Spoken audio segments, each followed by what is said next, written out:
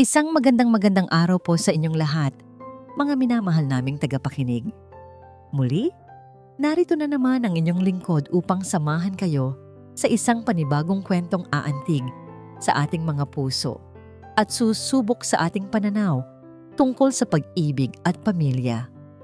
Sabi nila, ang pinakamalakas na ingay sa mundo ay ang katahimikan, lalo na kung ito ay katahimikan na dulot ng isang malalim na kalungkutan. Ngunit paano kung sa gitna ng nakabibinging katahimikan na iyon ay may isang bagong tinig na darating? Isang tinig na hindi man malakas, ngunit sapat na para gisingin ang mga natutulog na puso. Nakatayo si Liwayway Di Makulangan sa harap ng isang dambuhalang gate na gawa sa itim na bakal. Ang mga disenyo nito ay tila mga gumagapang na baging na may mga tinik. At sa gitna ay naroon ang mga letrang AHV, nakaukit sa kulay ginto. Sa likod nito, natatanaw niya ang isang mansyon na tila kinuha mula sa isang pelikula. Malawak, puti, at napapaligiran ng isang hardin na perpekto ang pagkakaalaga. Ito ang Hacienda del Sol. Para itong isang palasyo. Ngunit habang dahan-dahang bumubukas ang gate, nang walang anumang ingay, isang kakaibang kilabot ang gumapang sa kanyang batok. Hindi ito takot, kundi isang pakiramdam ng matinding kalungkutan. Ang hangin ay tila mabigat at ang katahimikan ay halos nakabibingi. Kahit ang huni ng mga ibon ay tila nag-aalangang marinig. Para siyang palasyo, oo, pero isang palasyong nalulunod sa lungkot. "Tuloy ka, Hija," sabi ng isang matandang babae na sumalubong sa kanya.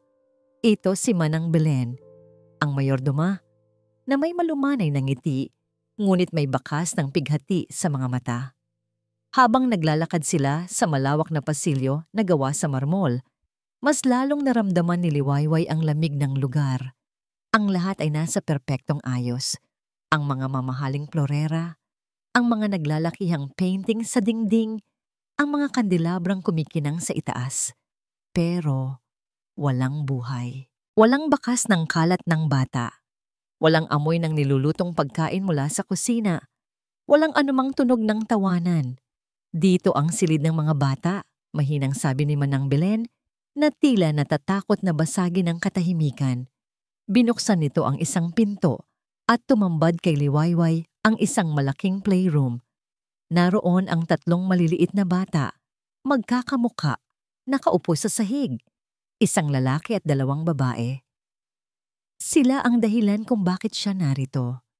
Ang kambal na tatlo ng yumaong asawa ng amo niya. Ngunit hindi sila naglalaro. Ang isang babae ay yakap-yakap ang isang manika, nakatitig sa kawalan. Ang isa naman ay binubuklat ang isang libro ng pabalik-balik. Ngunit hindi naman tinitingnan ang mga larawan. Ang batang lalaki ay hawak ang isang maliit na kotse, pero hindi man lang ito iginagalaw. Para silang mga manikang porselana, magaganda, ngunit walang emosyon. Sila si Tala, si Amihan, at si Luntian. Pakilala ni Manang Belen, itinuturo ang bawat isa. Lumuhod si Liwayway para magpantay ang kanilang mga tingin. "Hello," sabi niya sa pinakamasayang tinig na kaya niyang gawin. "Ako si Ate Wayway." Tumingin sa kanya ang tatlong pares ng mga mata. Mga matang malalalim at walang kislap. Tinitigan lang siya ng mga ito, walang sinabi. Bago muling ibinalik ang atensyon sa kanilang mga ginagawa. Parang hindi siya narinig. Parang hindi siya nakita. Kumirot ang puso ni Liwayway para sa kanila. Bigla, narinig nila ang mga yabag mula sa hagdanan, mabibigat at may awtoridad. Agad na tumayo si Manang Belen at ang mga bata ay tila mas lalong hindi kumilos. Isang matangkad na lalaki ang bumaba, bihis sa isang mamahaling itim na suit. Ang kanyang buhok ay maayos na nakasandal, ngunit ang kanyang mukha ay tila bato. Guwapo siya, pero ang kanyang mga mata ay kasing lamig ng yelo. Ito si Silakbobo Vanguardia. Tumingin ito kay Liwayway mula ulo hanggang paa. At pakiramdam niya ay para siyang isang insekto na sinusuri sa ilalim ng mikroskopyo. Ikaw si Liwayway di Makulangan, sabi nito. Hindi iyon tanong, kundi isang pahayag. Ang boses niya ay malalim at walang anumang init. Opo, sir, sagot niya. Pilit na itinatago ang panginginig ng kanyang mga kamay.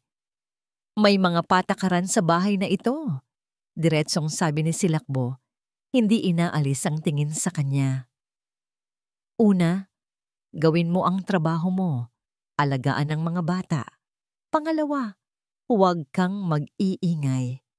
Wala akong gustong marinig na sigaw o kantahan o kahit anong ingay na hindi kailangan. Pangatlo, at pinakaimportante, huwag kang magtatanong tungkol sa kahit anong personal na bagay sa pamilyang ito.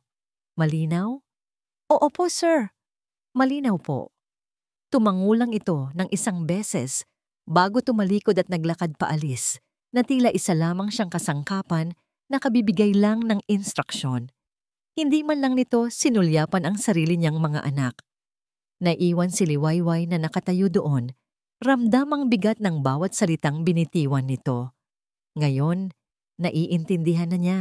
Ang kalungkutan sa bahay na ito ay hindi lang nagmumula sa isang trahedyang nangyari. Nagmumula ito sa isang buhay na pinunong piniling ikulong ang sarili sa yelo. Pagsapit ng gabi, pagkatapos niyang pakainin ang mga bata, na kumain din ng walang imik, inihatid na niya sila sa kanilang silid tulugan. Inayos niya ang kumot ng bawat isa. Nakapikit na sila, ngunit bakas pa rin sa kanilang mga mukha ang isang klase ng pagkabagabag. Hindi napigilan ni Liwayway ang sarili. Umupo siya sa sahig sa gitna ng 3 kama at sinimulang himigin ang isang lumang oyayi. Isang kantang kinakanta sa kanya ng madreng nag-alaga sa kanya sa ampunan. Mahina lang, halos isang bulong, para hindi lumabas sa silid at marinig ng masungit nilang ama.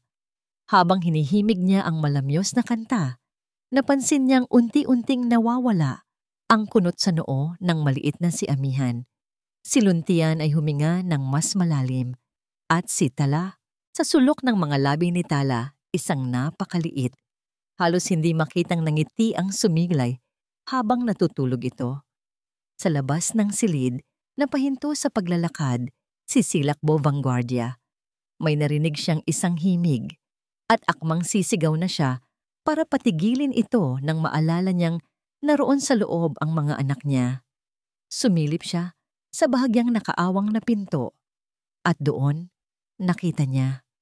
Nakita niya ang maliit na ngiti sa labi ng kanyang anak na si Tala. Isang nangiti na hindi na niya nasilayan sa loob ng mahigit 1 taon. Isang ngiti na akala niya ay hindi na niya muling makikita. Natigilan si Silakbo. Ang kanyang paghinga ay biglang huminto at ang kanyang kamay ay napahawak sa kanyang dibdib. Sa gitna ng nagyayelong pader na binuo niya sa paligid ng kanyang puso, isang maliit na bitak ang biglang lumitaw. Ang nangiting iyon. Buong gabi, hindi maalis sa isip ni Silakbo Vanguardia ang maliit na nangiting sumilay sa labi ng kanyang anak na si Tala, 1 taon. Mahigit 1 taon na niyang hindi nakikita ang kahit anong bakas ng saya sa mga mukha ng kanyang mga anak. Ang bahay na ito ay naging isang malamig na puntod at sila, kasama niya, ay mga multong gumagala sa loob nito. Ngunit kagabi, dahil sa isang himig na kinanta ng bagong katulong, may nagbago. Kinaumagahan, habang nakaupo siya sa kanyang opisina at pilit na itinuon ang pansin sa mga numero sa kanyang laptop, isang tunog ang pumilit na pumasok sa kanyang kamalayan. Isang tunog na matagal ng dayuhan sa Hacienda del Sol. Tawanan. Hindi lang isang mahinang hagik-gik. Ito ay malinaw, masaya, at malakas na halakhak ng mga bata. Napakunot ang noo ni Silakbo. Inis. Iyon ang una niyang naramdaman. Malinaw ang utos niya. Walang ingay. Ngunit habang tumatayo siya para sawayin Kung sino man ang lumalabag sa kanyang patakaran, ang inis ay napalitan ng isang bagay na hindi niya mapangalanan. Isang klase ng pag-usisa. Dahan-dahan siyang lumapit sa bintanang salamin na natatanaw ang malawak na hardin. At doon, nakita niya sila. Si Liliwayway ay nakaupo sa damuhan, abala sa paggawa ng mga korona mula sa mga bulaklak ng gumamela. At sa paligid niya, ang kanyang 3 anak ay naghahabulan, nagtatawanan. Si Luntian ay dinadaganan ng kanyang kapatid na si Amihan, at si Tala ay pumapalakpak habang tumatawa ng malakas. Ang sinag ng araw ay tumatama sa kanilang mga buhok, at sa isang saglit, ang hardin na matagal nang nalanta sa kalungkutan ay tila muling nabuhay. Napatitig si Silakbo, hindi makagalaw. Ang tanawin sa harap niya ay napakaganda. Ngunit para itong isang punyal na dahan-dahang itinarak sa kanyang puso. Dahil ang tawanan na yon, ang eksenang yon, biglang nag-iba ang anyo ng hardin sa kanyang paningin. Ang araw ay tila mas makinang, ang mga bulaklak ay mas masigla. Isang babae ang tumatakbo sa damuhan, ang kanyang mahabang buhok ay sumasabay sa ihip ng hangin. Hinahabol niya ang isang puting aso, at ang kanyang halakhak ay parang musika. Masaya, walang alala, at puno ng buhay. Huminto ito at lumingon sa kanya. Ang mga mata nito ay kumikinang sa pagmamahal. "Bo, halika! Ang bagal-bagal mo naman." Sigaw nito. Ang ngiti nito ay kayang painitin ang pinakamalamig na gabi. "Sir?" Isang boses ang pumutol sa kanyang alaala. Napakurap si Silakbo at ang imahe ng kanyang yumaong asawa ay naglaho. Si Manang Belen na pala ang nakatayo sa may pinto ng kanyang opisina. "Okay lang po ba kayo, sir?" Tanong nito. May pag-aalala sa mukha. "I'm fine." Mabilis niyang sagot. Umayos lang tayo at ibinalik ang malamig na maskara sa kanyang mukha. "Just tell them to keep it down." Ngunit kahit sa sarili niyang pandinig, ang utos niya ay kulang sa dating bagsik. Pagsapit ng hapunan, ang katahimikan na karaniwang bumabalot sa kanilang malaking lamesa ay nabasag. "Papa!" sabi ni Tala, na ikinagulat ni Silakbo. Bihira na siyang tawagin ng mga anak niya sa ganoong paraan. "Ate Weiwei taught us how to make flower crowns today. And she told us a story about a monkey and a turtle." Dagdag naman ni Amihan, ang mga mata nito ay may kislap na ngayon lang ulit nakita ni Silakbo. "It was funny," mahinang sabi ni Luntian. Bago sumubo ng pagkain, napatingin si Silakbo sa 3 niyang anak. Nakikipag-usap sila sa kanya. Kusang loob. Hindi dahil tinanong niya.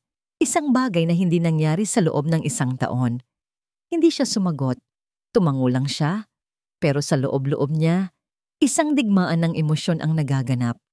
May parte sa kanya na nagagalak, ngunit may parte rin na nasasaktan.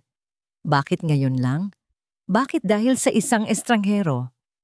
Kinagabihan, habang pabalik siya sa kanyang silid, isang pamilyar na amoy ang sumalubong sa kanya mula sa kusina. Isang amoy na nagpabalik sa kanya sa maraming taon ng masasayang alaala. Amoy ng bawang, suka, at paminta na pinagsama-sama sa isang paraan na tanging iisang tao lang ang gumagawa. Adobong puti. Ang paborito niya. Ang paborito niya. Sinundan niya ang amoy. Sa kusina, nakita niya si Liwayway, nakatalikod, abala sa paghahanda ng pagkain para sa sarili nito. Ang paraan ng pagtayo nito, ang paraan ng paggalaw ng balikat nito habang naghihiwa, ay may kakaibang pamilyaridad. Napanood niya itong maglagay ng pagkain sa plato at maglakad patungo sa hardin sa likod bahay. Sumunod siya, nagtatago sa dilim ng pasilyo. Umupo ito sa isang maliit na upuan doon, sa ilalim ng sinag ng buwan. Ang anino ng kanyang hubog ay malinaw. Ang puso ni Silakbo ay biglang kumabog ng mabilis. Ang amoy, ang anino, ang biglaang pagbabago sa kanyang mga anak. Lahat ay nagsasama-sama sa kanyang isipan, lumilikha ng isang nakalilitong larawan. Ang pag-iisip niya ay nilamon ng nakaraan ng pangungulila. Nang hindi namamalayan, ang mga salita ay kusa na lamang lumabas sa kanyang bibig. Isang bulong na dala ng hangin at ng matinding pagnanasa. Sinag. Napahinto sa pagkain si Liwayway. Dahan-dahan itong lumingon. Ang mukha nito ay puno ng pagtataka. Ang sinag ng buwan ay tumama sa kanyang mga matang nagtatanong. At sa sandaling iyon, bumalik sa realidad si Silakbo Vanguardia. Napagtanto niya ang kanyang pagkakamali. Hindi si Sinag ang nasa harap niya. Ito si Liwayway, ang katulong, ang estranghero. At tinawag niya ito sa pangalan ng kanyang asawa. Pakiramdam ni Liwayway ay naglalakad siya sa ibabaw ng napakanipis na yelo.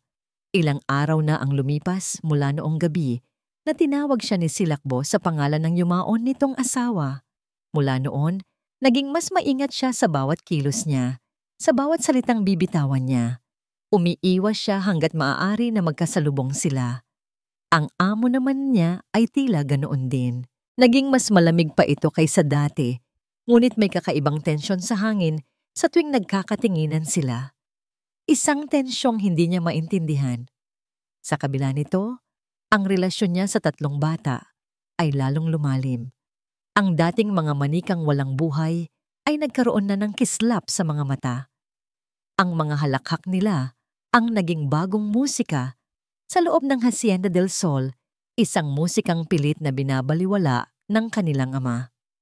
Isang hapon, habang nagbabasa siya ng kwento para sa mga bata sa malaking librarya ng mansyon, napansin niyang wala na silang ibang librong pambata na hindi pa nababasa. Naalala niya ang sinabi ni Manang Belen na may mga lumang libro pa sa pinakamataas na estante. "Hintayin niyo lang ako dyan, ha? Kukuha lang si Ate Wayway ng bago nating babasahin," sabi niya sa mga bata. Kumuha siya ng isang maliit na hagdan at sinubukang abutin ang mga libro sa itaas. Ngunit kahit nakatingkayad na siya, kulang pa rin ng ilang pulgada ang kanyang abot. "Need help?" Isang malalim na boses ang biglang nagsalita sa likuran niya. Halos mapatalon si Liwayway sa gulat at muntik nang mawalan ng balanse. Mabuti na lang at isang malakas na kamay ang humawak sa kanyang siko para alalayan siya. Paglingon niya, halos magdikit na ang kanilang mga mukha. Si Silakbo, amoy na amoy niya ang mamahalin nitong pabango at ramdam niya ang init na nagmumula sa katawan nito. Napalunok siya at ang puso niya ay biglang nagsimulang tumibok ng sobrang bilis. "Sir!" Nautal niyang sabi. Hindi ito sumagot.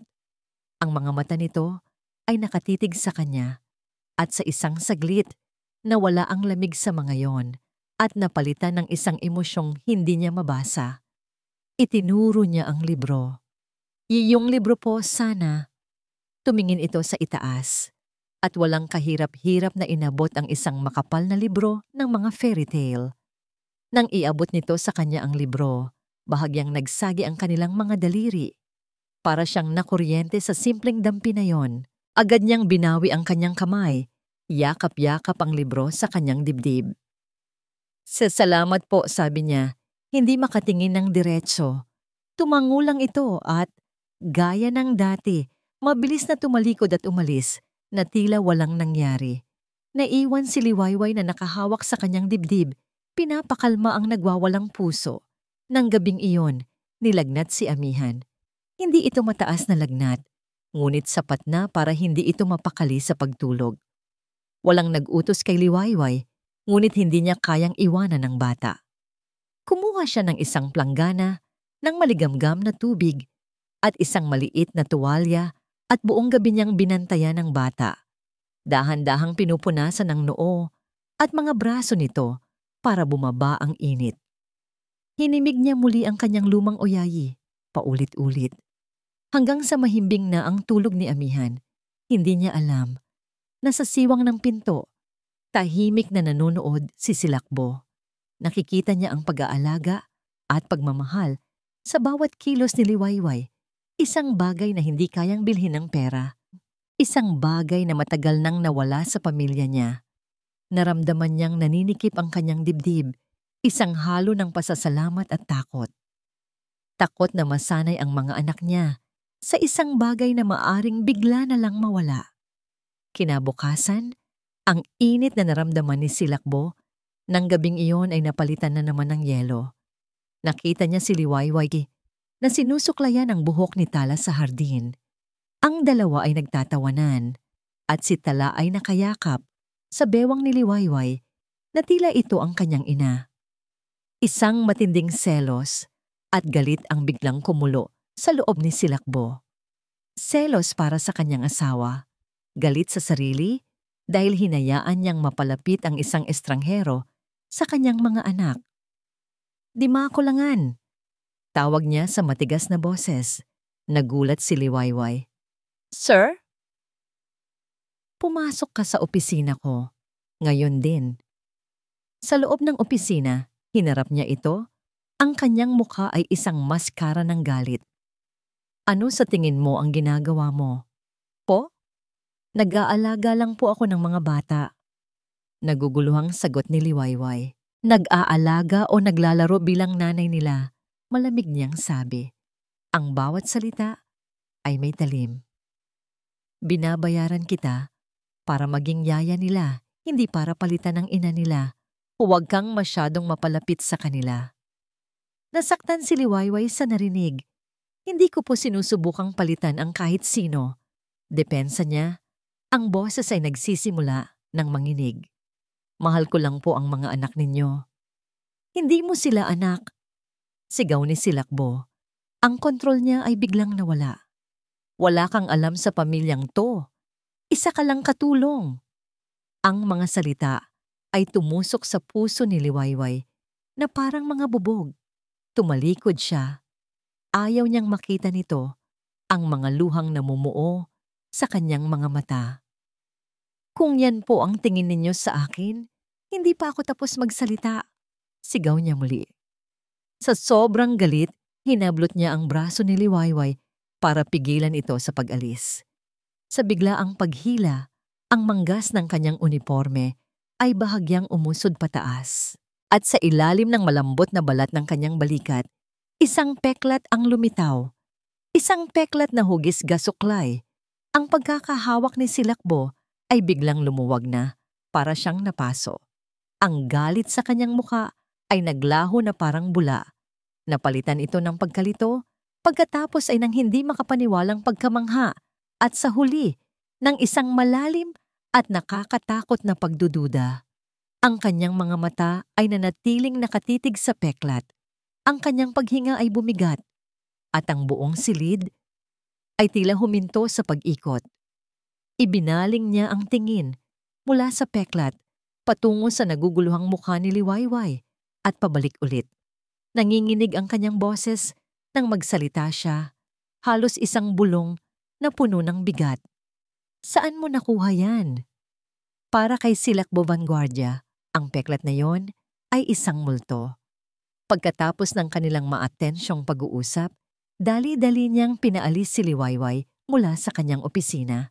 Ngunit kahit wala na ito sa kanyang harapan, ang imahe ng peklat na hugis gasuklay ay malinaw na nakaukit sa kanyang isipan.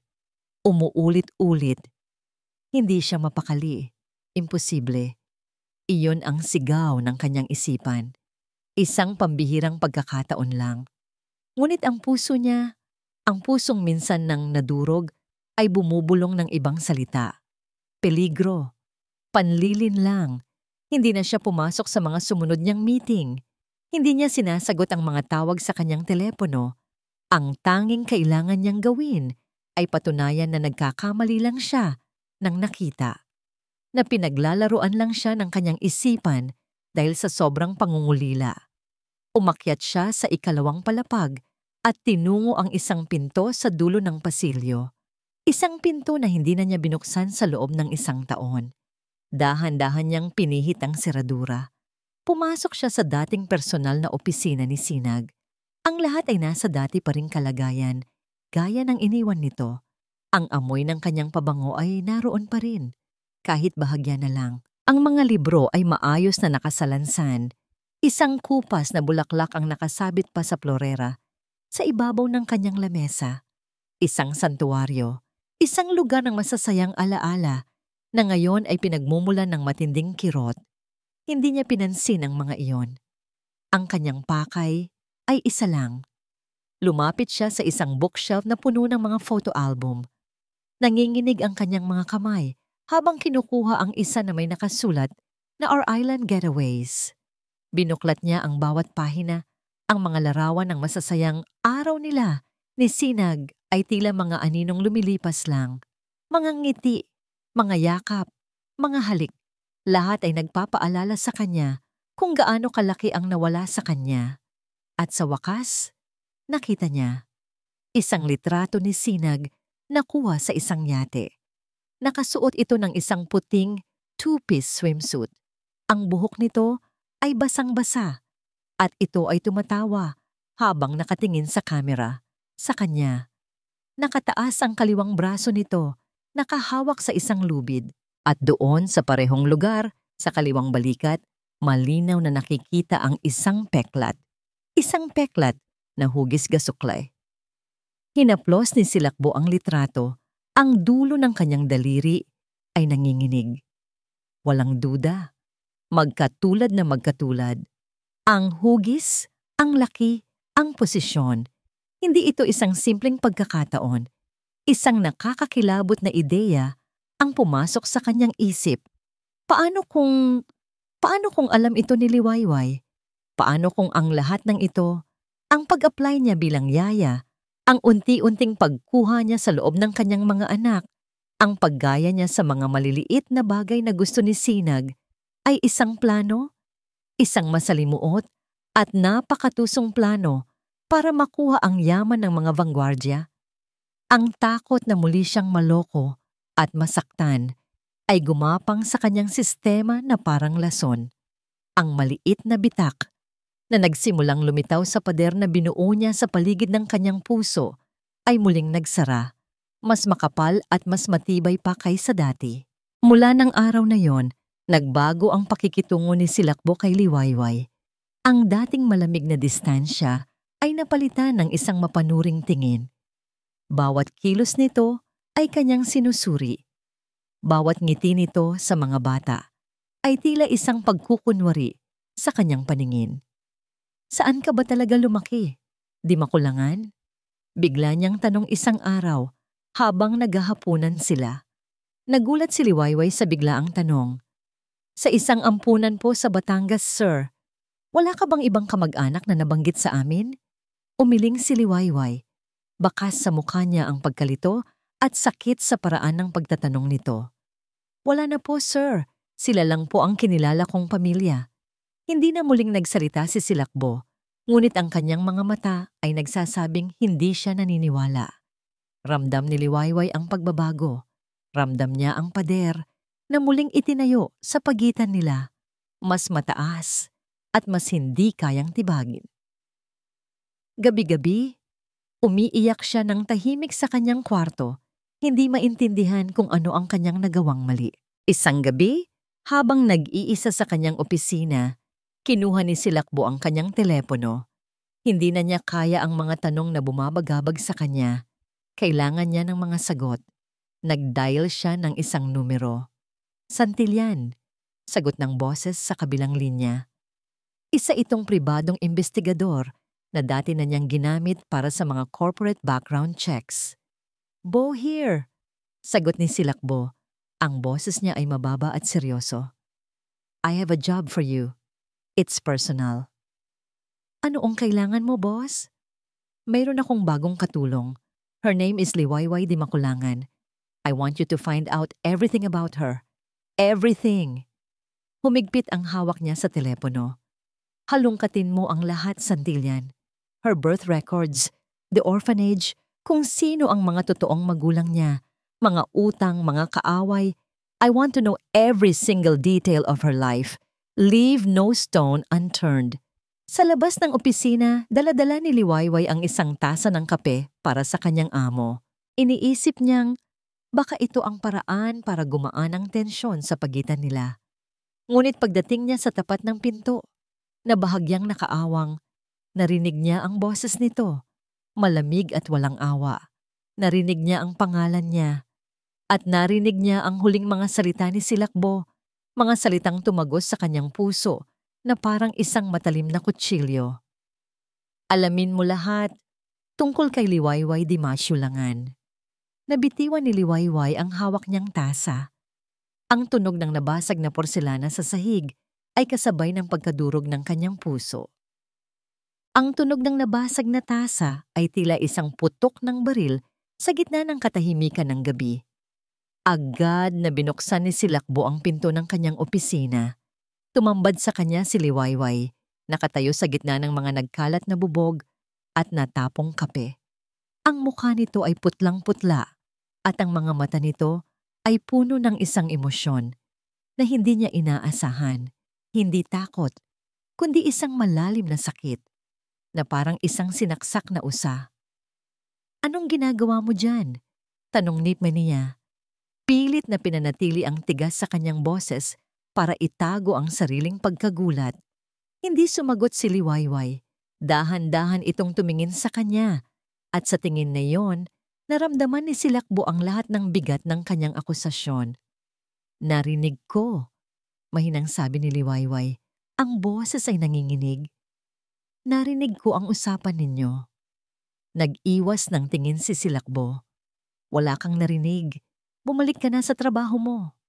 "Hindi," sabi ni Liwayway, at sa unang pagkakataon, may bahid ng tapang at hinanakit sa kanyang boses. "Tumingin ka sa akin ni Mr. Vanguardia." Napilitan siyang salubungin ang mga mata nito. Mga matang ngayon ay nababalot na ng luha. "Bakit?" tanong nito.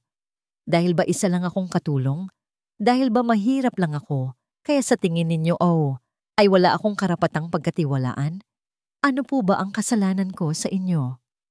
Ang bawat salita ay isang sampal sa kanyang pagkatao. Nais niyang sabihin ang totoo, tungkol sa peklat, tungkol sa kanyang pagdududa, tungkol sa takot niya. Ngunit paano? Paano niya sasabihin na ang bawat kilos nito ay nagpapaalala sa kanya sa asawa niyang namatay at sa halip na magdulot ito ng aliw, nagdudulot ito ng lalong matinding sakit at pagdududa? "Wala kang pakialam." Iyon na lamang ang lumabas sa kanyang bibig, mga salitang kasing lamig ng yelo. "Gawin mo ang trabaho mo at manahimik ka." Tumulo ang luha mula sa mga mata ni Liwayway. Isang patak, tapos isa pa. Hindi na niya ito pinunasan. Akala ko po nagiging maayos na ang lahat." Bulong nito, mas para sa sarili kaysa sa kanya. "Pero siguro nga, hanggang dito na lang ako. Isang katulong na walang pangalan na pwedeng pagdudahan anumang oras."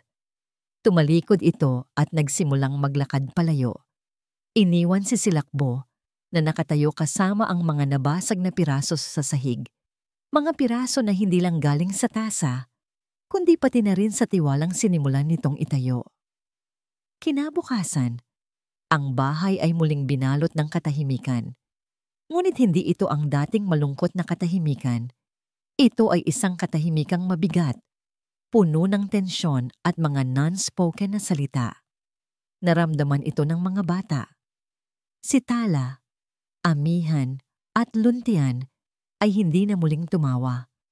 Bumalik sila sa pagiging tahimik, ngunit ngayon, ang kanilang mga mata ay malungkot na nagpapalipat-lipat ng tingin mula kay Liwayway na pilit nang ngumingiti ngunit halatang may dinadala patungo sa kanilang ama na mas lalo pang naging mailap at malayo.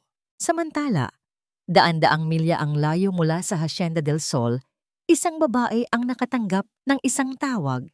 Si Matilde Rivas, kapatid ng ina ni Sinag, ay nakaupo sa kanyang marangyang kondo, humihigop ng mamahaling tsaa habang kausap sa telepono ang isa sa mga matatandang katulong sa hasyenda na matagal na niyang pinagkakautangan ng loob. "Isang bagong yaya ka mo," Tanong ni Matilde. Ang kanyang boses ay tila naiinip. Ano naman ang pakialam ko dyan? Pero Ma'am Matilde, iba po siya, sabi ng kausap sa kabilang linya. Mula po nang dumating siya, nagbago ang mga bata. At ang pinagtataka ko po, kamukhang-kamukha niya si Ma'am Sinag noong kabataan niya. Natigilan si Matilde. Ang tasa ng tsa ay bahagyang nanginig sa kanyang kamay. Ano ang sabi mo? Opo, parang kopya niya ma'am. At ang pangalan daw po ay Liwayway. Liwayway, ang pangalang iyon. Isang pangalan mula sa nakaraan na matagal na niyang sinubukang ibaon sa limot. May litrato ka ba niya? Utos ni Matilde. Ang kanyang boses ay biglang naging matalas. Meron po ma'am. Pasimple ko pong kinunan kanina. Isesend ko po sa inyo. Ilang sandali lang, isang mensahe ang pumasok sa telepono ni Matilde. Binuksan niya ito. Isang litrato ng isang simpleng babae na nakangiting nag-aayos ng bulaklak sa hardin. Pinagmasdan ni Matilde ang mukha sa litrato, ang hugis ng mga mata, ang kurba ng mga labi, ang itsura ng ilong. Pamilyar. Sobrang pamilyar. Pinalaki niya ang imahe, ang kanyang puso ay nagsimulang kumabog ng mabilis. Ito nga. Ito ang mukhang matagal nang bumabagabag sa kanyang mga panaginip. Biglang nanlamig ang mga kamay ni Matilde. Sa sobrang gulat, nabitiwan niya ang kanyang telepono. Bumagsak ito sa mamahaling Persian rug nang walang ingay, ngunit sa isipan ni Matilde, ang tunog ay kasing lakas ng isang kuloog. Hindi maari. Tumayo siya at nagpabalik-balik sa kanyang sala. Ang kanyang paghinga ay mabigat. Akala niya, tapos na ang lahat. Akala niya ang sikretong yun ay naibaon na, kasama ng nakaraan. Ngunit heto, bumabalik para usigin siya. Isang multo na nagkatawang tao. Ang batang babae. Ang nawawalang kakambal. Bakit ngayon? Bakit sa Hacienda del Sol? Isa ba itong pagkakataon? O isang bagay na mas mapanganib?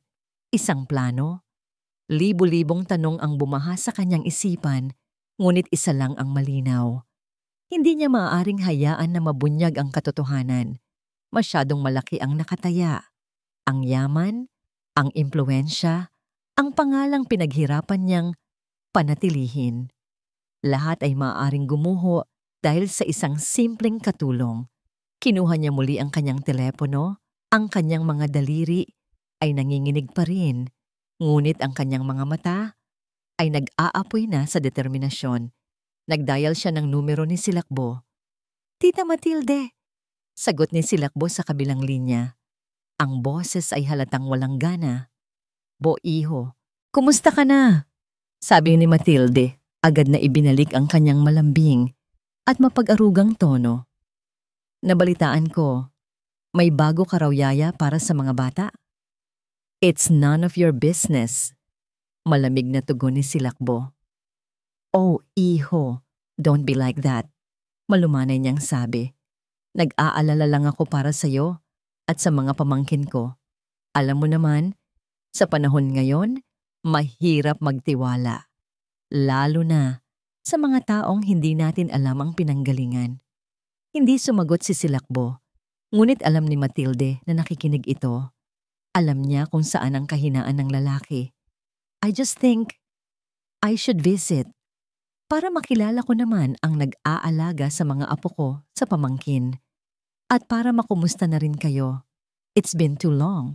Bago pa man makatanggi si Silakbo, ibinaba na ni Matilde ang tawag. Kailangan niyang makita sa personal ang babaeng ito.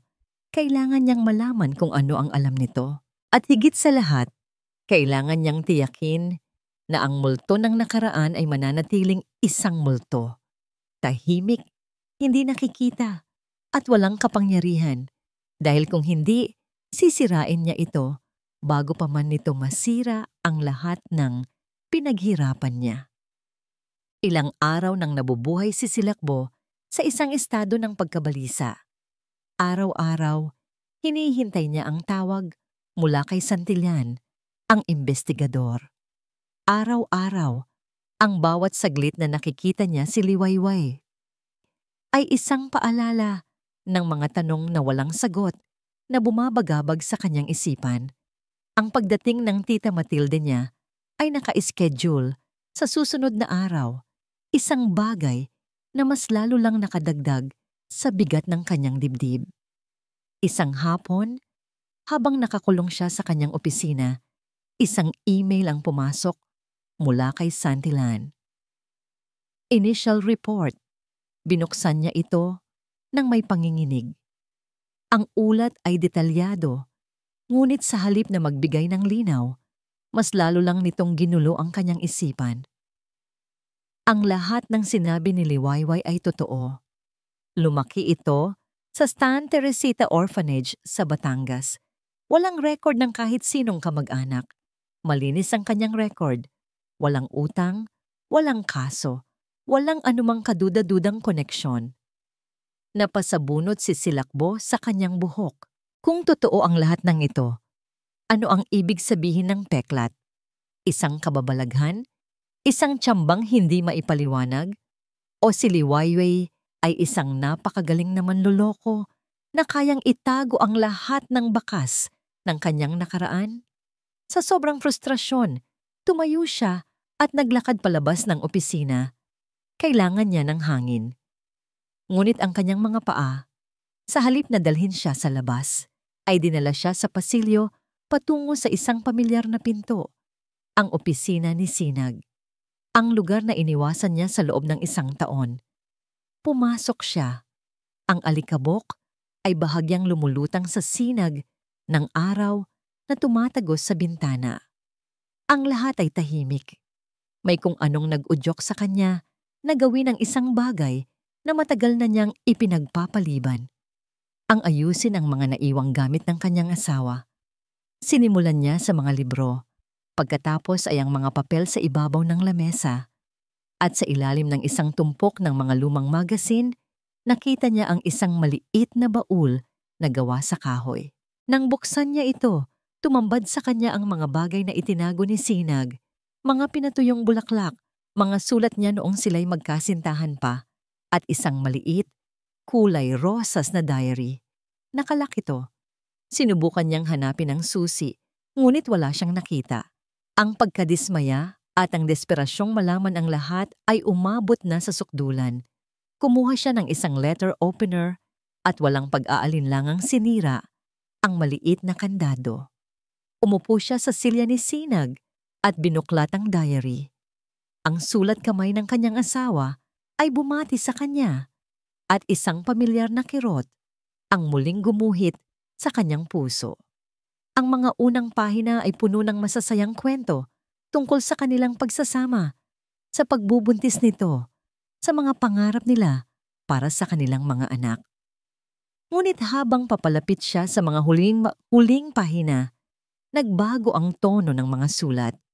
Naging mas malalim, mas puno ng mga tanong.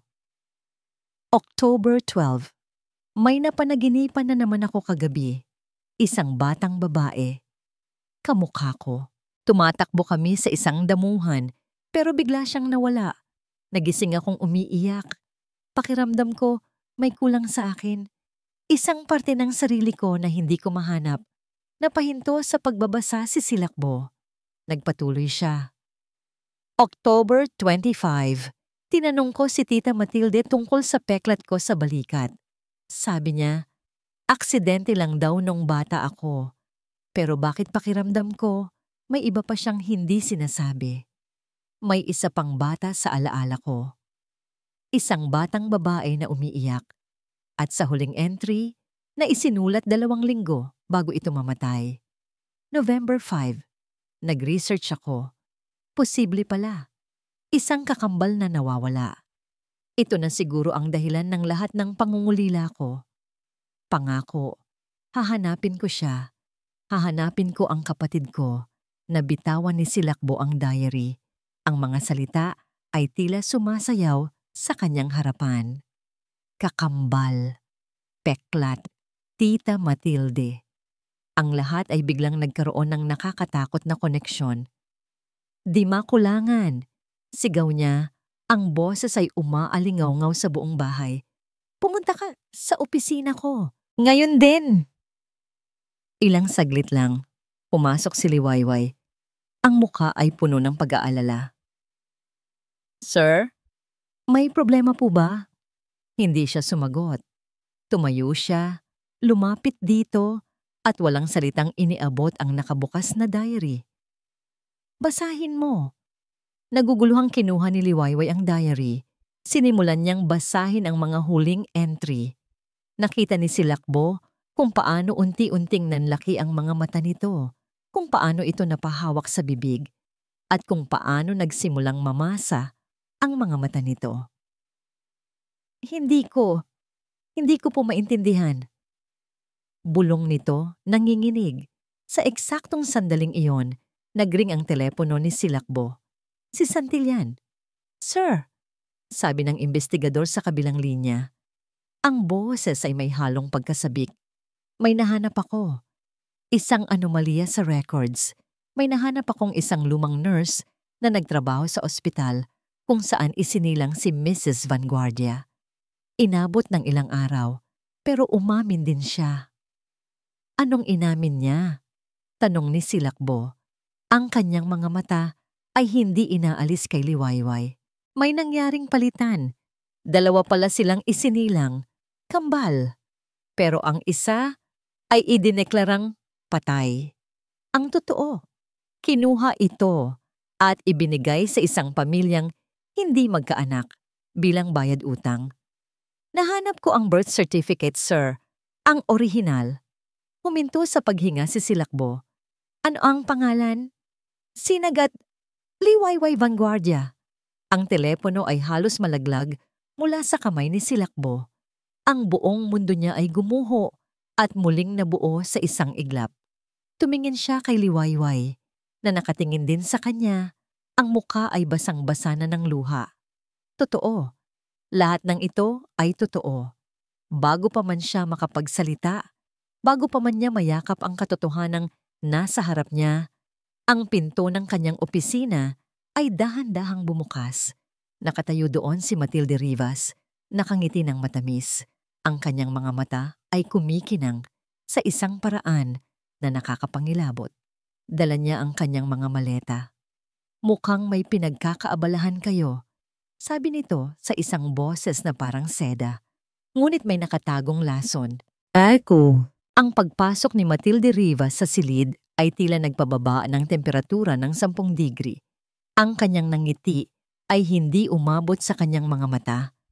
Ang mga ito ay matalim na nagpalipat-lipat ng tingin mula sa nabiglang mukha ni Silakbo patungo sa basang-basa sa luhang mukha ni Liwayway at sa huli, sa nakabukas na diary sa ibabaw ng lamesa. Sa isang iglap, naintindihan niya ang lahat. Huli na siya. Ang sikreto ay lumabas na. Ngunit si Matilde ay isang bihasang aktres. Ang pagkagulat sa kanyang mukha ay agad na palitan ng isang perpektong pagganap ng kalituhan na sinundan ng dahan-dahang pagkamangha. Diyos ko, bulong niya. Ang kanyang kamay ay napahawak sa kanyang dibdib. Dahan-dahan siyang lumapit kay Liwayway na tila isang aparisyon ang tinitingnan. Ikaw? Kamukhang-kamukha mo si Lucila, ang ina ninyo. Hinawakan niya ang mukha ni Liwayway. Ang mga daliri niya ay malamig. Sino ka, Hija? Si Liwayway, nagulong-gulo pa rin ang isipan at puso. Sa mga revelasyon ay hindi makapagsalita. Napatingin lamang siya kay Silakbo na para bang humihingi ng tulong. Si Silakbo ang sumagot. Ang boses niya ay mababa at puno ng hindi pa maprosesong emosyon. She's Liwayway, Sinag's twin sister.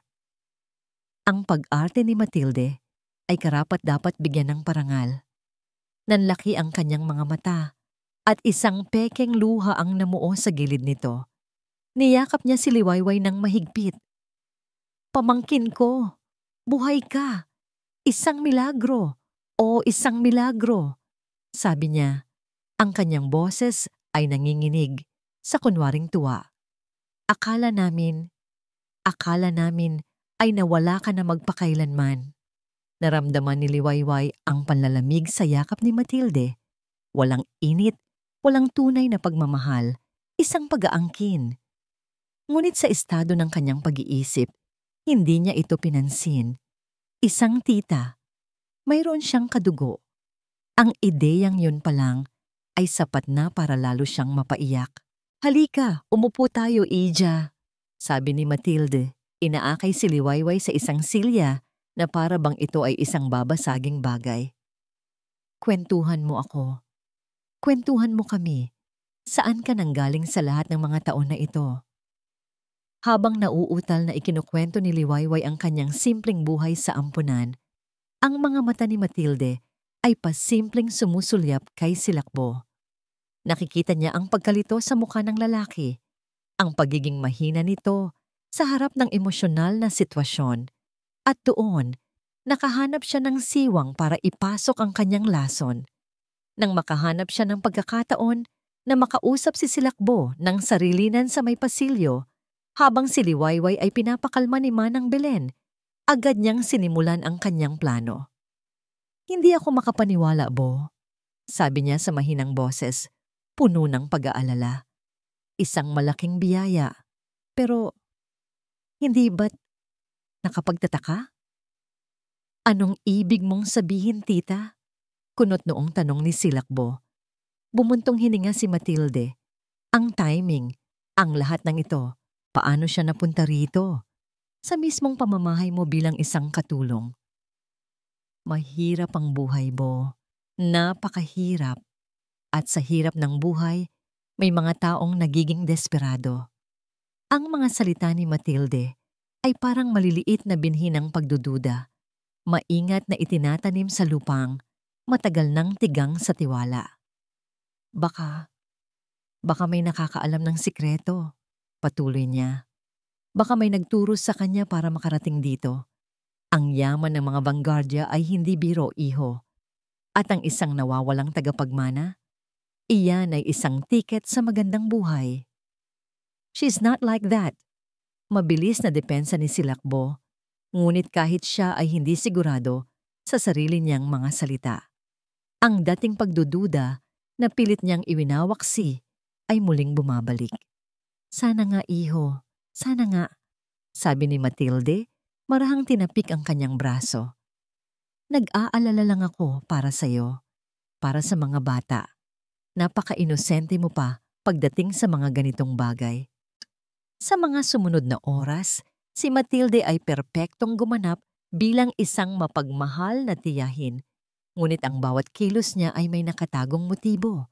Sa harap ni Silakbo, binigyan niya si Liwayway ng mga mamahaling damit na dala niya, na sinasabing, "Hindi na nababagay sa isang katulong ang hitsura ng pamangkin ko." Ngunit ang paraan ng pagbibigay niya ay tila isang insulto na parang pinapamukha kay Liwayway na kahit kailan ay hindi ito magiging karapat-dapat. "Nga pala, Liwayway," sabi niya sa gitna ng hapunan, sa isang boses na sapat lang para marinig nilang tatlo. "Nabalitaan ko, malaki raw ang utang na iniwan ng pamilyang kumupkop sa'yo. Huwag kang mag-alala, tutulungan kita dyan. Malaki ang maitutulong ng Vanguardia Funds." Ang kanyang mga salita ay tila matulungin, ngunit ang tunay na mensahe ay para kay Silakbo. Kailangan niya ng pera. Si Liwayway, na walang kamuwang-muwang, ay nagpasalamat lamang. Ngunit si Silakbo, na dati nang may pagdududa, ay naramdamang muli ang panlalamig sa kanyang puso. Bago matulog, pumasok si Matilde sa kwarto ni Liwayway. May dala itong isang maliit na kahon. "Ija, ito pala," sabi niya. Iniaabot ang kahon. "Natatandaan mo ba to?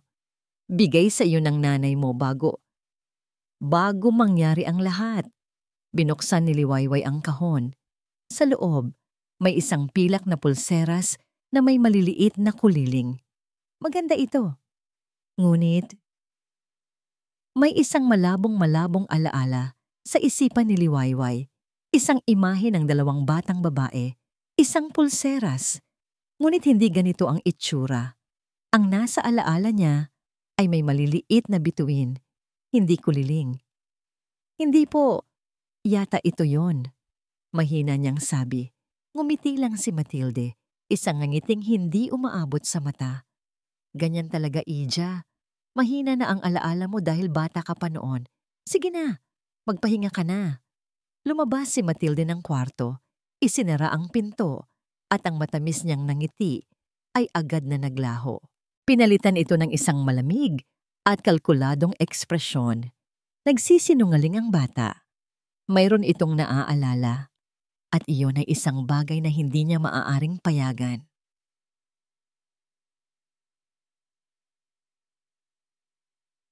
Ang mga binhi ng pagdududa na itinanim ni Matilde ay mabilis na tumubo sa isipan ni Silakbo. Ang biglaang paglitaw ni Liwayway, ang mga problemang pinansyal na binanggit ng kanyang tita, ang mga maliliit na bagay na tila nagkokonekta. Lahat ay bumubuo ng isang larawan ng posibleng panlilinlang sa kanyang utak. Ang dating namumuong pagtitiwala at pagmamahal na nararamdaman niya para kay Liwayway ay nabalutan na naman ng takot. Takot na ang kahinaan niya ay muling samantalahin. Si Matilde, na isang eksperto sa manipulasyon, ay naramdaman ito at alam niyang kailangan na niyang gawin ang kanyang huling, pinakamabigat na pag-atake. Isang umaga, habang si Silakbo ay nasa kanyang opisina at si Liwayway naman ay nasa hardin kasama ang mga bata, pasimpleng pumasok si Matilde sa master's bedroom. Ito ang kwarto nina Silakbo at Sinag, isang lugar na nanatiling halos hindi nagagalaw. Binuksan niya ang jewelry box ni Sinag. Ang mga kumikinang na diamante at perlas ay hindi niya pinansin. Ang kanyang hinahanap ay isa lang, isang simpleng kwintas na may pendant na hugis araw. Ang unang regalo ni Silakbo kay Sinag. Alam niyang ito ang pinaka-espesyal na alahas para sa lalaki. Maingat niyang kinuha ang kwintas. Pagkatapos, lumabas siya at tinungo ang kwarto kung saan pansamantalang nanunuluyan si Liwayway. Dahil alam niyang nasa labas ang dalaga, madali siyang nakapasok. Inilagay niya ang kwintas sa ilalim ng unan ni Liwayway sa paraang madali itong makikita. Pagkatapos ng kanyang ginawa, bumalik siya sa sala. Ang kanyang mukha ay isang perpektong maskara ng pagkabalisa. Hinintay niyang bumalik si Silakbo mula sa opisina. "Boiho!" Salubong niya rito. Ang boses ay puno ng pag-aalala. "Kanina ko pa hinahanap. Hindi ko makita." "Ang alin, tita?" tanong ni Silakbo, napagod mula sa trabaho. Ang kwintas ni Sinag, yung may araw. Alam mo na, yung paborito niya," sabi ni Matilde, hinahawakan ng kanyang dibdib na para bang sobrang sakit nito. "Gusto ko lang sanang tingnan ulit para maalala siya, pero wala sa lalagyan." Agad na kumunot ang noo ni Silakbo. Ang kwintas na yon, imposibleng mawala iyon. Siya mismo ang huling naglagay noon sa kahon. "Baka nailipat mo lang, tita." "Hindi, iho. Sigurado ako," giit ni Matilde.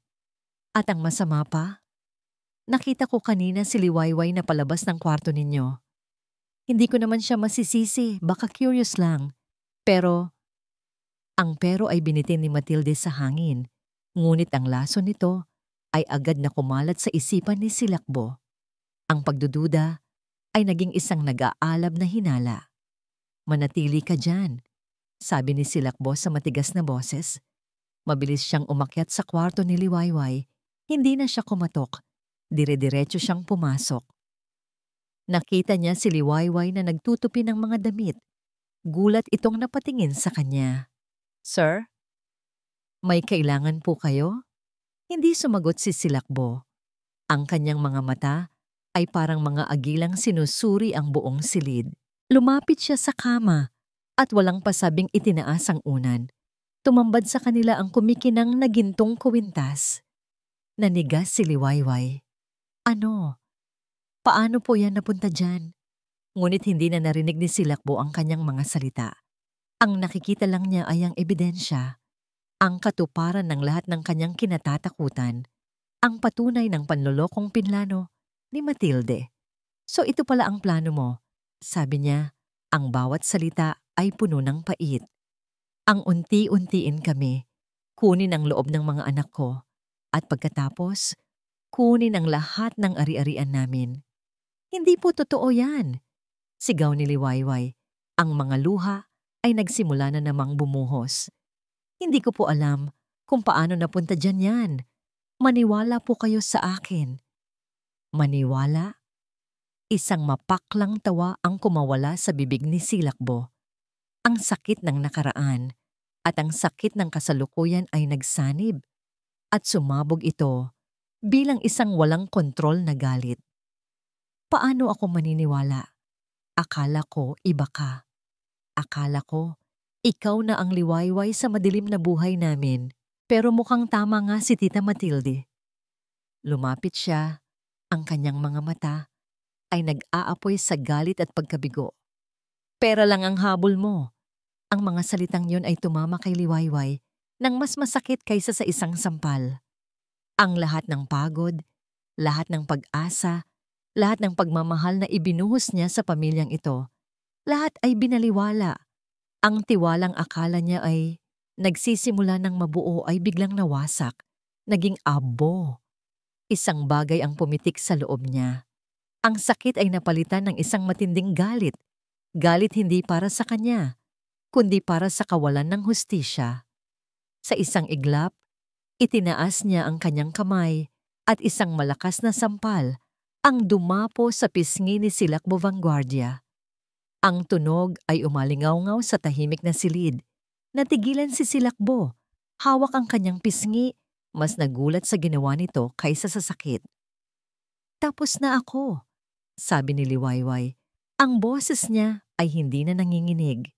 Ito ay malamig, matatag at basag. Sawa na akong patunayan ang sarili ko sa isang taong hindi naman marunong magtiwala. Tumingin siya ng diretso sa mga mata ni Silakbo, mga matang puno ng tapang at pinal na desisyon. Hindi na ako magtatagal sa bahay na ito kahit isang segundo pa. Tumalikod siya, hindi na kumuha ng kahit anong gamit, at mabilis na tumakbo palabas ng silid, palabas ng mansyon. Sa labas, ang langit ay biglang dumilim, at ang malakas na buhos ng ulan ay nagsimulang pumatak. Na tila nakikidalamhati sa muling pagkasira ng dalawang pusong nagsisimula pa lang sanang maghilom. Ang tunog ng malakas na pagsara ng pinto sa ibaba ay gumising kay Silakbo mula sa kanyang pagkatulala. Ang init ng sampal ni Liwayway ay naroon pa rin sa kanyang pisngi, isang paalala ng bigat at sakit ng mga huling sandaling iyon. Wala na siya. Umalis na siya.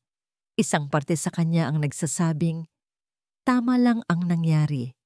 Naalis ang panganib, ang manloloko. Ngunit may isang mas malaking parte sa kanya, isang parteng pilit niyang itinatanggi, ang sumisigaw sa sakit.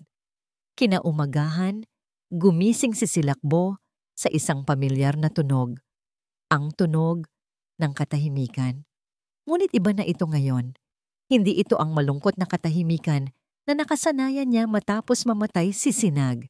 Ito ay isang katahimikang masakit, isang katahimikang may sinisingil. Ito ang katahimikan ng kawalan. Walang amoy ng mainit na pandesal o sinangag mula sa kusina. Walang mahinang himig ng isang uyayi na nagmumula sa silid ng mga bata. At higit sa lahat, walang halakhak na umaalingaw-ngaw sa hardin. Bumangon siya. Isang mabigat na pakiramdam ang nakadagan sa kanyang dibdib. Paglabas niya ng kwarto, nakita niya ang tatlong anak niya nakatayo sa tapat ng saradong pinto ng kwarto ni Liwayway. Papa, where's Ate Wayway? Tanong ni Tala. Ang mga mata nito ay nagtatanong at nalilito. Hindi makasagot si Silakbo. Ano ang sasabihin niya? Na pinalayas niya ang tanging taong nagpabalik ng ngiti sa kanilang mga labi? She had to go. Iyon na lang ang kaya niyang sabihin. But why? Giit ni Amihan, Ang boses ay nagsisimula ng manginig. Did we do something wrong? Is she mad at us? Hindi, mga anak. We want Ate Wayway back! Sigaw ni Luntian. At sa unang pagkakataon, nakita ni Silakbo ang galit sa mga mata ng kanyang anak na lalaki.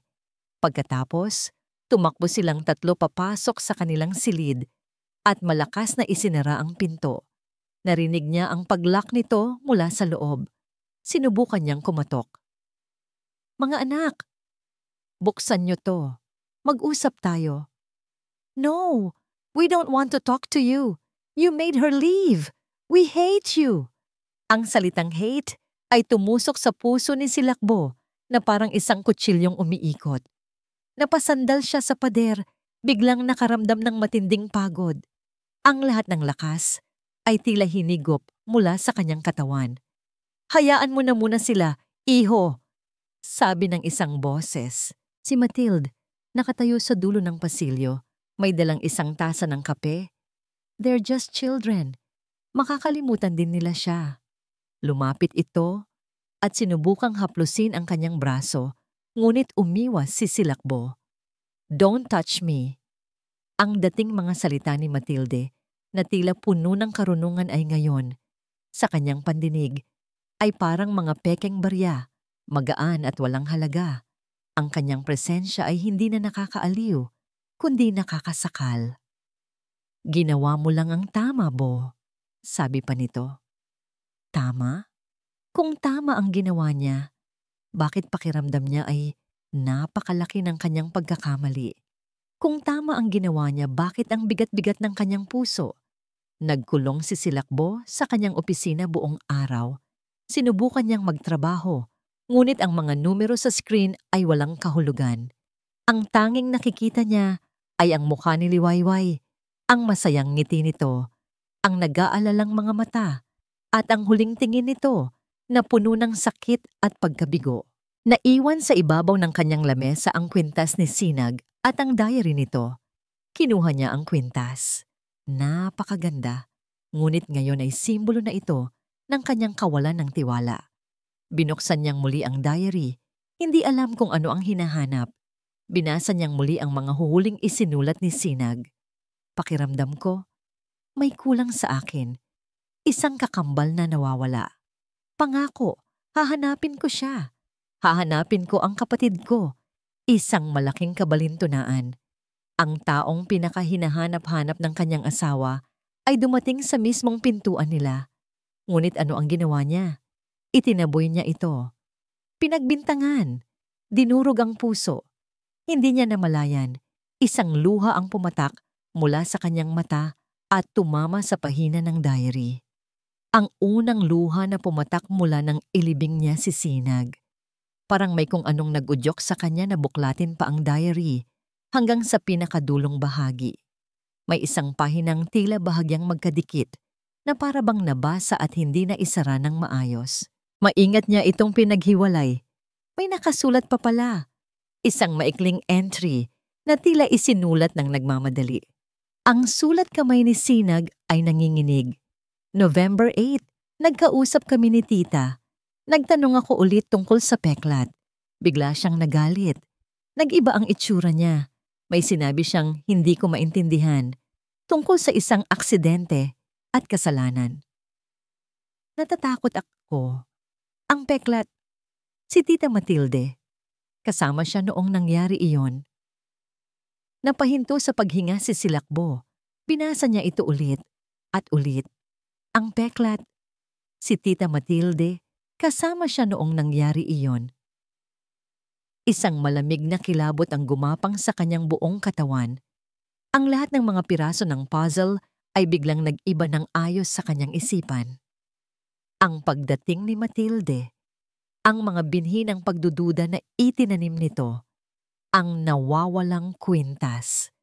Lahat ay plano, mula simula hanggang wakas, at siya, ang makapangyarihang si Silakbo Vanguardia, ay naging isang tangang puppet sa mga kamay nito. Napatayo siya. Ang kanyang mga kamay ay nakakuyom. Ang kalungkutan at pagsisisi ay biglang napalitan ng isang nag-aalab na galit. Galit hindi kay Liwayway, kundi sa sarili niya at sa babaeng nagtaksil sa kanilang lahat. Ang mga salita sa diary ni Sinag ay parang kidlat na gumising sa nahihimbing na kamalayan ni Silakbo. Ang lahat ng pagdududa na dating nakatutok kay Liwayway ay ngayon ay may bago at malinaw na target. Si Matilde Rivas, 12:00 ng hating gabi, kinuha niya ang kanyang telepono at walang pag-aalinlangang tinawagan ang kanyang investigador. "Santillan!" sagot ng inaantok na boses. "Gisising," mariing utos ni Silakbo. "May bago akong ipapagawa sa'yo. Kalimutan mo muna si Liwayway. Ang gusto kong imbestigahan mo ngayon ay si Matilde Rivas. Everything. Her finances, her connections, her past. Gusto kong malaman kung may itinatago ba siyang mga utang o mga kahina-hinalang transaksyon. I need it done by morning." "Pero sir, that's impossible."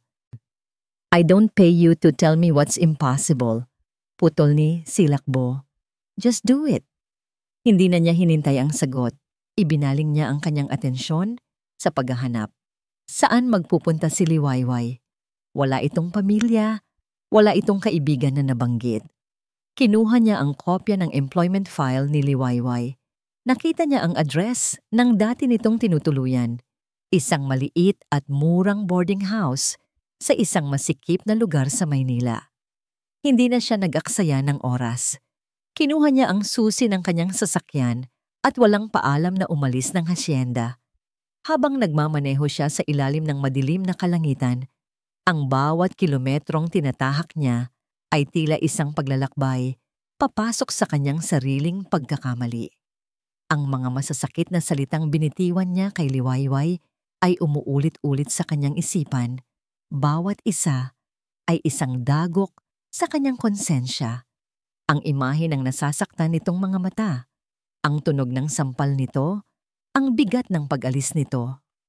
Lahat ay nagpapatunay kung gaano siya naging bulag. Bulag sa sarili niyang sakit at pagdududa. Pagsapit ng madaling araw, dumating ang tawag ni Santillan. "Sir, may nakuha na ako," sabi nito. "Hindi madali, pero tama ang hinala ninyo. Si Matilde Rivas, baon sa utang. Malaki ang talo niya sa stock market at may mga utang din sa casino. For the past year, she's been trying to get a loan using her connection to the Vanguardia estate as collateral, pero laging denied. She's desperate for money, sir. Desperate." Kinuyom ni Silakbo ang kanyang manibela. Ang lahat ng galit niya ay nagkaroon ng kumpirmasyon. Ginagamit sila ni Matilde. Ginagamit nito ang alaala ni Sinag at ginamit nito si Liwayway. Nang marating niya ang address, isang lumang gusali na may mga naglalabasang kalawang sa mga rehas ang sumalubong sa kanya.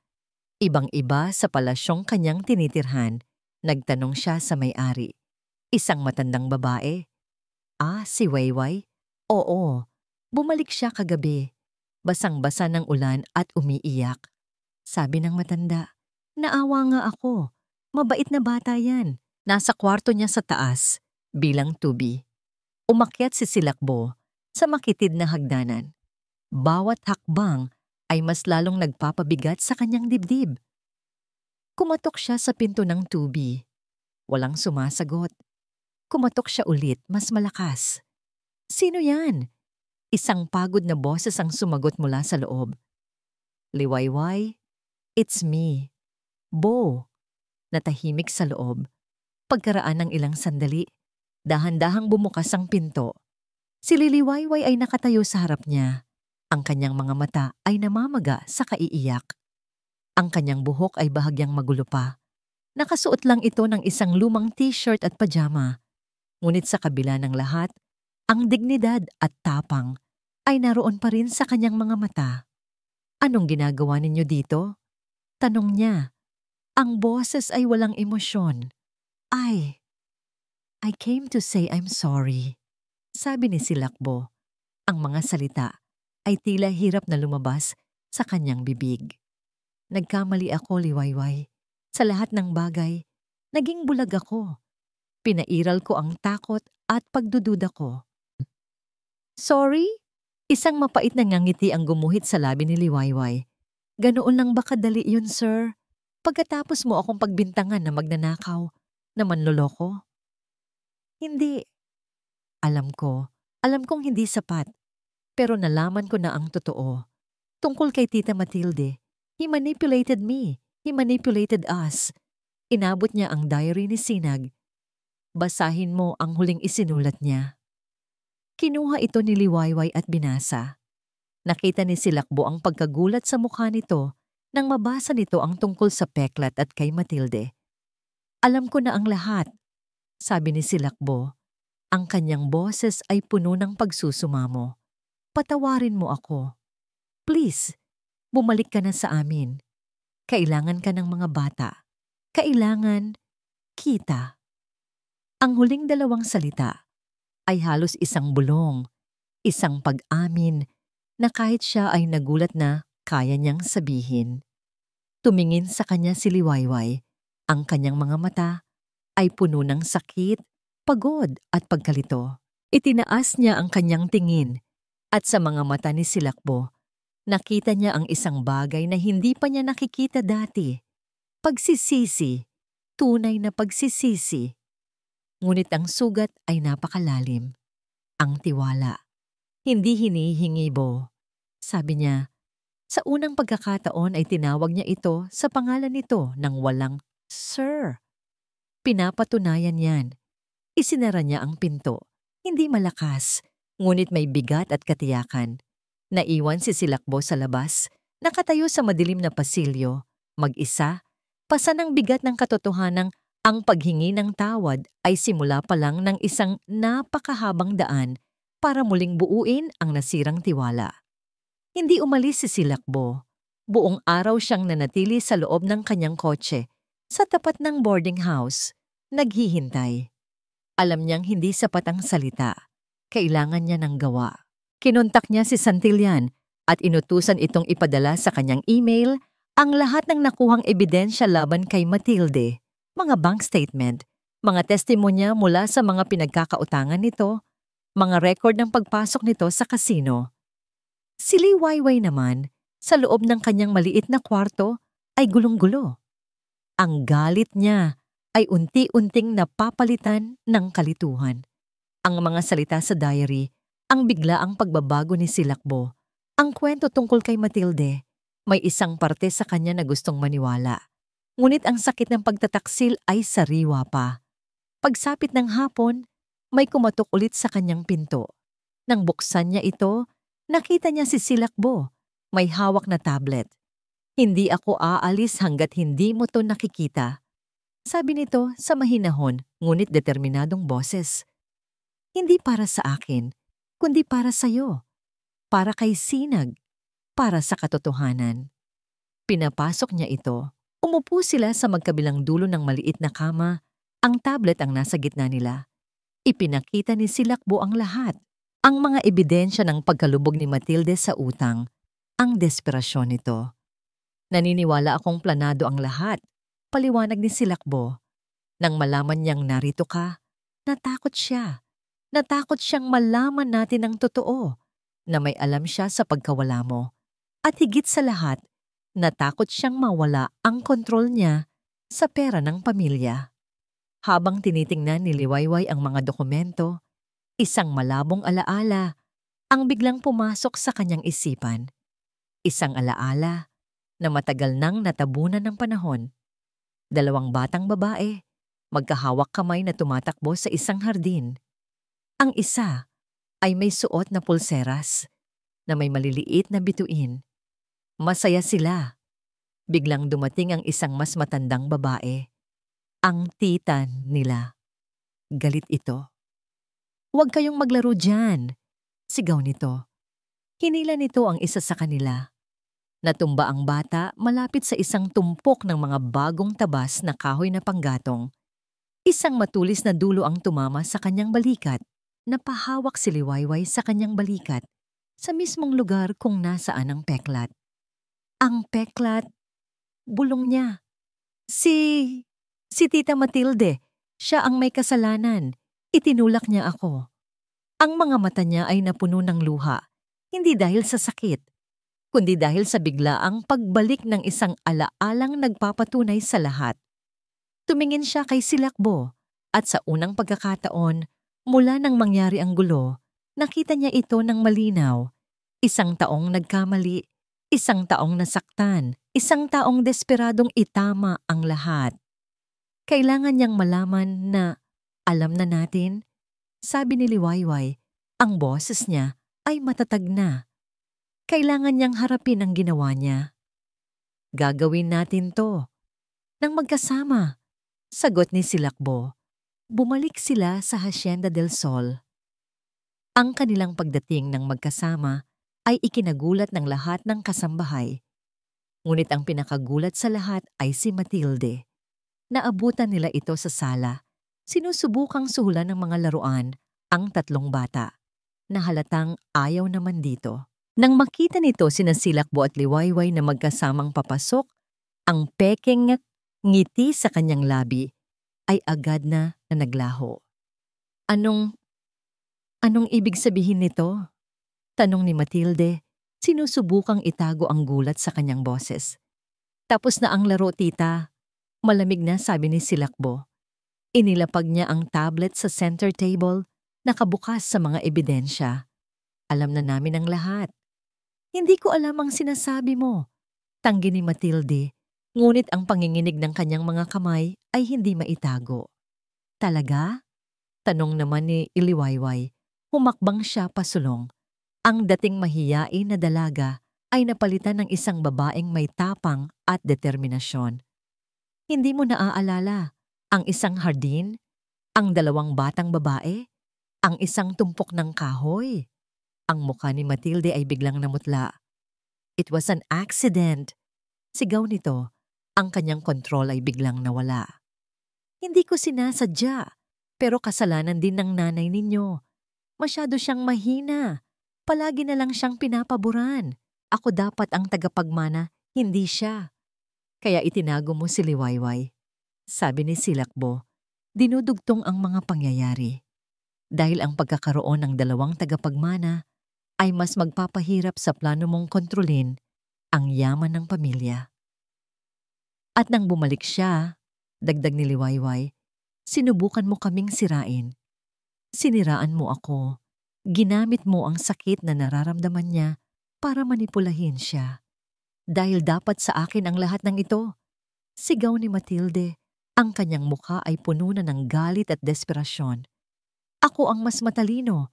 Ako ang mas karapat-dapat. Kayong mga sentimental na hangal. Hindi ninyo deserve ang yaman na ito. Sa kanyang pagsabog, inamin niya ang lahat. Ang kanyang inggit, ang kanyang kasakiman, ang kanyang mga kasinungalingan. Lahat ay lumabas sa harap ng mga taong sinubukan niyang lokohin.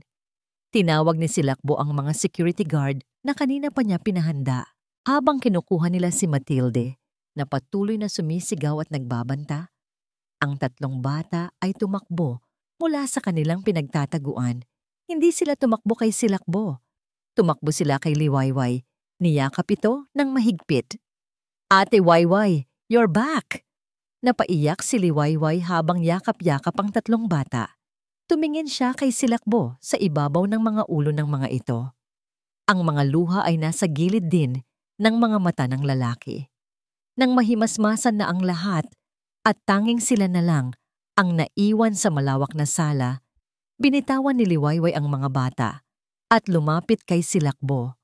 Ang galit at sakit ay wala na. Ang natira na lang ay isang malalim na pag-unawa. At sa harap ng kanyang mga anak, sa harap ng mga kasambahay na tahimik na nanonood, dahan-dahang lumuhod si Silakbo Vanguardia sa isang tuhod. Hinawakan niya ang kamay ni Liwayway. Liwayway, sabi niya, ang kanyang boses ay nanginginig ngunit puno ng sinseridad. Patawarin mo ako. Naging duwag ako. Hinayaan kong talunin ako ng nakaraan. Bigyan mo ako ng pangalawang pagkakataon para buuin ang pamilyang ito. Kasama ka. Ang pagluhod ni Silakbo Vanguardia ay isang imahe na hinding-hindi malilimutan ni Liwayway. Ang pinakamakapangyarihang lalaking kilala niya. Ang taong minsan ay kinatakutan niya ay nasa harap niya ngayon, hindi bilang isang amo, kundi bilang isang taong buong pusong humihingi ng tawad at pangunawa. Dahan-dahan, hinawakan niya ang magkabilang pisngi nito at marahang itinaas ang kanyang mukha. Tumingin siya sa mga mata nito, mga matang hindi na malamig, kundi puno ng pagsisisi, pag-asa, at isang damdaming matagal na niyang inaasam na makita. Tumayo ka, Bo, mahina niyang sabi. At sa kanyang boses, narinig ni Silakbo ang salitang pinakahihintay niya, ang kapatawaran. Makalipas ang ilang buwan, ang Hacienda del Sol ay hindi na ang dating malungkot na palasyo. Ito ay naging isang tunay na tahanan. Ang dating nakabibinging katahimikan ay napalitan na ng walang katapusang tawanan ng mga bata, ng tunog ng musika, at ng masayang kwentuhan sa hapagkainan. Isang gabi, sa silid ng mga bata, abala si Liwayway sa pagbabasa ng isang kwento. Nakapalibot sa kanya sina Tala, Amihan at Luntian. Ang kanilang mga muka ay puno ng tuwa habang nakikinig. And then, the brave princess found her true family and they lived happily ever after. Pagtatapos ni Liwayway sa kwento. Like you, Mama Wayway? Inosenteng tanong ni Tala habang isinusuksok ang kanyang ulo sa leeg ni Liwayway. Natigilan si Liwayway. Mama Wayway. Ito ang unang beses na tinawag siya ng bata sa ganoong paraan. Isang mainit na pakiramdam ang gumapang sa kanyang buong pagkatao. Niyakap niya ng mahigpit ang tatlong bata. Hindi na siya sumagot. Ang kanyang mga luha ng kaligayahan ang nagsilbing tugon. Sa may pintuan tahimik na nanonood si Silakbo. Isang ngiti ang gumuhit sa kanyang mga labi. Ang paghilo may isang mahabang proseso. May mga araw pa rin na binabalikan siya ng anino ng nakaraan. Ngunit sa tuwing nakikita niya ang eksenang ito, alam niyang nasa tamang landas sila. Kinabukasan, isinama ni Silakbo si Liwayway sa isang lugar. Isang tahimik at payapang sementeryo. Huminto sila sa harap ng isang puntod na gawa sa puting marmol. Nakaukit dito ang pangalan, Sinag di Makulangan Vanguardia. Gusto kong makilala mo siya ng maayos, sabi ni Silakbo habang inilalapag ang isang palumpon ng mga puting rosas sa puntod. Umupo si Liwayway sa damuhan. Hindi siya nagsalita. Tinitigan lang niya ang pangalan ng kanyang kakambal, ang kapatid na hindi man lang niya nakasama. Alam mo, pagsisimula ni Silakbo, umupo ito sa tabi niya. Minsan, nagagalit ako sa kanya. Nagagalit ako dahil iniwan niya kami. Pero ngayon, naiintindihan ko na. Siguro ito ang paraan niya para hindi kami tuluyang maiwang mag-isa. Tumingin ito kay Liwayway. Ang kanyang mga mata ay puno ng pasasalamat. Salamat, Sinag. Bulong nito sa hangin.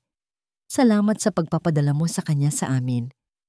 Hinawakan ni Liwayway ang kamay ni Silakbo. Sa sandaling iyon, sa harap ng puntod ng kanilang nakaraan, ipinangako nila sa isa't isa ang isang hinaharap na puno ng pag-asa. Ang hapunan sa Hacienda del Sol ay isa ng masayang kaganapan.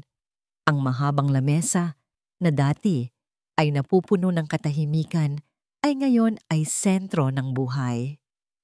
Papa, Luntian broke my crayon, reklamo ni Amihan. Did not, sagot ni Luntian. It's okay, baby. We'll buy a new one tomorrow, sabi ni Liwayway habang sinusubuan si Tala. Napailing na lang si Silakbo habang nakangiti. Ang gulo, ang ingay. Ito ang mga bagay na dati niyang kinaiinisan, ngunit ngayon ay musika na sa kanyang pandinig. Ito ang tunog ng isang pamilya. Pagsapit ng takip silim, habang ang mga bata ay mahimbing nang natutulog, magkasamang umupo sina Silakbo at Liwayway sa hardin. Ang parehong hardin kung saan unang sumibol ang pag-asa, pagdududa, at sa huli, ang pag-ibig. Ang hangin ay malamig, Ngunit ang init ng kanilang magkahawak na kamay ay sapat na. Pinagmasdan nila ang dahan-dahang paglubog ng araw. Ang kalangitan ay nag-aapoy sa kulay kahel at rosas. Natatandaan mo ba yung unang araw mo dito? Tanong ni Silakbo. Ang sabi ko, ayoko nang maingay. Napangiti si Liwayway. Opo, at ako naman. Takot na takot sa'yo. Tumawa sila pareho, isang tawang malaya at puno ng pagmamahal. Tumingin si Silakbo sa babaeng katabi niya, ang dating katulong, ang nawawalang kakambal, ang ina ng kanyang mga anak, ang liwanag ng kanyang buhay. Mali ako noon, sabi niya, hinigpitan ang hawak sa kamay nito. Ang katahimikan pala ang pinakamatinding ingay, at ang ingay ninyo ang nagligtas sa akin. Humarap si Liwayway sa kanya, ang kanyang mga mata ay kumikinang sa ilalim ng papalubog na araw. Hinaplos nito ang kanyang pisngi. Walang salitang namutawi, ngunit sa kanilang mga tingin, lahat ay nasabi na. At habang ang huling sinag ng araw ay naglalaho sa kanluran, isang bagong umaga ang naghihintay na sumikat para sa kanila. Ang Hacienda del Sol ay hindi na bahay na walang halakhak. Ito na ngayon ang tahanan kung saan ang bawat sulok ay puno ng pag-ibig at kung saan ang Liwayway ay hindi na lang isang pangalan, kundi isang pangako. Isang pangako ng walang hanggang bagong simula. At dito po nagtatapos ang ating kwento. Isang paglalakbay na nagturo sa atin na kahit sa pinakamadilim na gabi ng ating buhay, laging may pag-asang sisikat na bagong umaga. Ang tunay na pag-ibig ay hindi tungkol sa paglimot sa nakaraan, kundi tungkol sa pagtanggap sa mga sugat nito at paggamit sa mga ito para maging mas matatag. Ito ay tungkol sa pagbibigay ng pangalawang pagkakataon, hindi lang sa iba, kundi pati na rin sa ating mga sarili. At higit sa lahat, ipinakita sa atin ni Nabo at Liwayway na ang isang pamilya ay hindi laging nabubuo sa dugo, kundi sa pag-ibig na kayang maghilom, magpatawad at bumuo muli. Maraming salamat po sa inyong walang sawang pagsubaybay. Sana po ay nasiyahan at may napulot kayong aral sa kwento ni na Silakbo at Liwayway. Ano po ang masasabi ninyo sa kanilang love story? At anong klaseng kwento naman ang gusto ninyong marinig sa susunod? I-comment nyo lang po sa ibaba. Hindi dito nagtatapos ang ating paglalakbay.